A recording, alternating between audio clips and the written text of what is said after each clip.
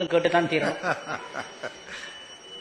எனக்கு 7 வயசு இருக்கும், 7 வயசு சின்ன கூட இருக்கும். திருக்கண்ணபுரத்தில் கேம்ப்பு. நாங்கள்லாம் அக்ரிகல்ச்சரிஸ்ட், விவசாயிகளானதுனால அந்த பாஷையில் சொல்கிறேன். மூட்டை நெல் 4 ரூபா விற்ற நாளில் 600 ரூபாய்க்கு போஸ்டர் அடித்து ஒட்டித்து பெரியவா லெக்சர் பண்ண போகிறாருன்னு. இன்னைக்கு பெரியவங்க மண்டபத்தில் ஆயிரக்கணக்கான ஜனங்கள் கூட்டம். சாதாரணமாக பெரியவா எத்தனை நாள் பேசியிருப்பா சொல்லுங்களேன்? யாராவது ஒருத்தர் சொல்லுங்களேன், யாராவது எத்தனை நாள் பேசியிருக்கலாம்? 1 ஹவர் பேசியிருக்கலாமோ இல்லையா? 3.5 நிமிஷம் பேசினார். ஏறினார், உட்காண்டார்.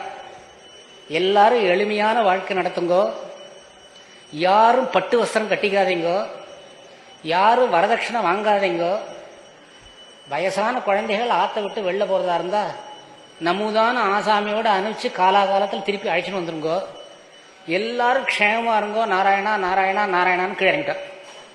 இது நான் 3.5 நிமிஷங்கிறது 4 நிமிஷமா இருக்கலாமோ என்னமோ, நான் ஏதோ 3.5 சொல்லிவிட்டேன். இதுக்கு மேலே பேசலை. உள்ள வந்து ஜனங்கள் கலைஞ்சு போயிட்டா. வாஞ்சிநாதையர்னு பெரியவாளுக்கு பிரதான புருஷர். ஜெயேந்திர சரஸ்வதிகள், சங்கர விஜயேந்திர சரஸ்வதிகள் எல்லாருக்கும் அவர் தான் கூட இருந்தவர். வாஞ்சி, நான் நிறையா பேசலையோன்னு எல்லாருக்கும் வருத்தமோ அப்படின்னு கேட்டார். இவர் பங்குக்கு எனக்கு கூட வருத்தம் தான் சொல்லி வச்சார். அப்போ பெரியவர் சொல்றார், என்னை பார்க்காத நேஷனல் லீடர்ஸ் கிடையாது, நான் பார்க்காத வித்வான்கள் கிடையாது, என்னை பார்க்காத வித்வான்கள் கிடையாது. அவ்வளவு பேர் என்ன மேதைன்னு ஒத்துனுட்டா, என் உபன்யாசங்கள்லாம் அப்பேற்பட்ட உபன்யாசம்னு ஒத்துனுட்டா.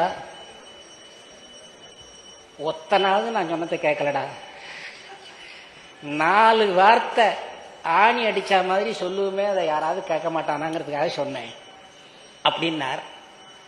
இது சரி, இதோட போயிடுது. ஆனால் இதுக்கப்புறம் 30 வருஷம் கழிச்சு நடந்த கதையை சொல்கிறேன். சிவாஸ்தானத்துக்கு 2 நாளைக்கு ஒரு தடவை போயிட்டு இருப்பேன். நான் ஒரு தடவை பெரியவாள்கிட்ட இன்னும் 2 நாள் வரலன்னு, என்ன காரியம்னு கேட்டார்.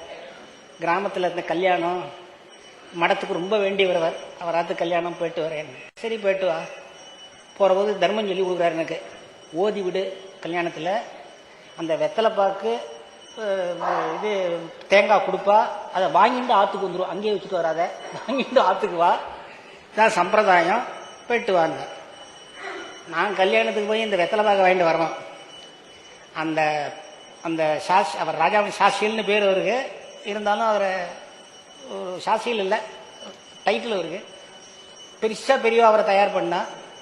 அவர் விழி பத்திரிக்கையை பார்த்தியோ நீன்னு கேட்டார். என்ன பத்திரிக்கையில் என்ன, பொண்ணுக்கும் பிள்ளையும் கல்யாணம், என்ன பார்க்கறதுக்கு என்ன இருக்குன்னு. பார்த்துருவோம் நீன்னா. பார்த்தேன், நாராயணனுக்கு யாரோ காமாட்சி கல்யாணம், இதில் என்ன இருக்குது அப்படின்னு. இல்லை ஊனி பாருன்னார். இதில் என்ன பார்க்கறதுக்கு சொல்லுங்களேன், நீங்களே சொல்லுங்களேன். என்ன காஞ்சி காமகோடி பீடாதிகளுடைய அனுகிரகத்தை முன்னிட்டுன்னு பொருளை பற்றி ஓடினார். என்ன சாட்சிவாள், நீங்களே இப்படி விட்டல, பெரியவா மடத்துக்கு எவ்வளவு வேண்டியவா, நீங்களே இப்படி போடலையேன்னு. அது இல்லை, இப்போ வரதட்சணை வாங்கினா நம்ம பேரை போடக்கூடாதுன்னு மடத்தில் சொல்லியிருக்காளோ இல்லையோ, வாங்கி விட்டேன் நான் போடலன்னு. இது ரொம்ப முடை, என்கிட்ட சமாச்சாரத்தை இப்போ சொல்லணும். நான் காஞ்சிபுரம் வந்து சிவாஸ்தானத்துக்கு வரேன், கல்யாணத்துக்கெல்லாம் போயிட்டு வந்தேன், ஏதாவது விசேஷம் உண்டான்னு கேட்குறாரு. கேட்டாச்சு நம்ம விடுவானேன்னு நான் என்ன பண்ணேன், அவர் கூட ரொம்ப வருத்தப்பட்டுட்டார். என்ன வருத்தம், பிள்ளை கல்யாணம் எதுக்காக வருத்தப்பட்டுட்டான் அப்படின்னு கேட்டார். இல்லை, காமகோடி பீடாதிகளுடைய அனுகிரகத்தை முன்னிட்டுன்னு போடலை பத்திரிக்கையில். ஏன் போடல? இப்போ நம்ம மடத்தில் சொல்லிட்டு இருக்கோமோ இல்லையோ, வரதட்சணை வாங்கினா போடக்கூடாதுன்னுட்டு, நான் வரதட்சணை வாங்கிட்டேன் அதனால போடலை அப்படின்னு அவர் தான் எனக்கு பத்திரிகை எடுத்து காட்டினார் அப்படின்னேன். பெரியவர், பாத்தியா, உன் பேரை விட்டாலும் விடுவேன், இந்த வரதட்சணை வாங்காத இருக்க மாட்டேன்னு வாங்கியிருக்கான்.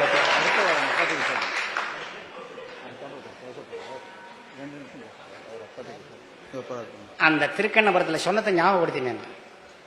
ஆனால் அடுத்த க்ஷணம் பெரியவா என்னன்னா, அவரை பற்றி எனக்கு ஒரு குறைவான எண்ணம் வந்து பெரியவாளுக்கு இருக்குன்னு எனக்கு வரப்படாது இல்லையோ, அதுக்காக அவர் சொல்கிறார். ஆனால் அவன் சத்தியசந்தான், ரொம்ப பிராமணிக்கனவன். என்னன்னு கேட்டால், வாங்கிட்டு என் பேரை போட்டிருந்தா நான் என்ன பண்ண முடியும் சொல்லு அப்படின்னா. வாங்கிட்டு என் பேரை போட்டிருக்கான், நான் என்ன பண்ண முடியும் சொல்லு, சத்தியசந்தன் அவன் அப்படின்னா. இப்படி ஒரு பெரியவாளுடைய லோகத்துல பெரியவாளை ரசிக்கணும்னு ரசிக்கிறதுன்னு இல்லை, நம்மால ஒண்ணுமே அட்மையர் பண்றது கூட இல்லை, கையெடுத்து அந்த திக்குக்கு கும்பிடலாம்.